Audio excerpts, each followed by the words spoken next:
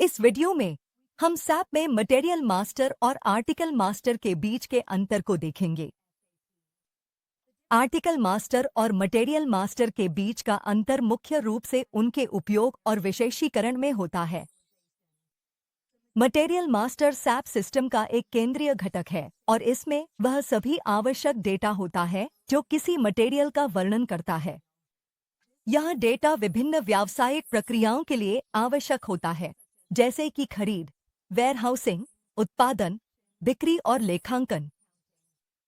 Material master में जानकारी होती है जैसे वजन, आयाम, भंडारण स्थान, खरीद विवरण और उत्पादन डेटा। यह सार्वभौमिक रूप से लागू होता है और लगभग सभी उद्योगों में हर प्रकार के मटेरियल को प्रबंधित करने के लिए उपयोग किया जाता है। मटेरियल मास्टर से संबंधित ट्रांजैक्शन कोड्स हैं MM01 मटेरियल बनाएं, MM02 मटेरियल बदले और MM03 मटेरियल देखें। इसके विपरीत आर्टिकल मास्टर मटेरियल मास्टर का एक विशेषीकृत रूप है जिसका मुख्य रूप से व्यापार और रिटेल में उपयोग किया जाता है। हालांकि यह तकनीकी रूप से मटेरियल मास्टर पर आधारित है, आर्टिकल मास्टर में अतिरिक्त उद्योग विशिष्ट जानकारी होती है जो खास तौर पर रिटेल आर्टिकल्स के लिए आवश्यक होती है। इसमें बार कोड, साइज और रंग के वेरिएंट्स, आर्टिकल श्रेणियां जैसे कपड़े या खाद्य पदार्थ और स्टोर्स के लिए बिक्री संबंधी जानकारी शामिल होती है। इसके अलावा प्रमोशंस, छूट और मूल्य निर्धारण से संबंधित डेटा भी अक्सर आर्टिकल मास्टर में प्रबंधित किया जाता है। आर्टिकल मास्टर के लिए संबंधित ट्रांजैक्शन कोड्स हैं MM41 आर्टिकल बनाएं, MM42 आर्टिकल बदलें और MM43 आर्टिकल देखें।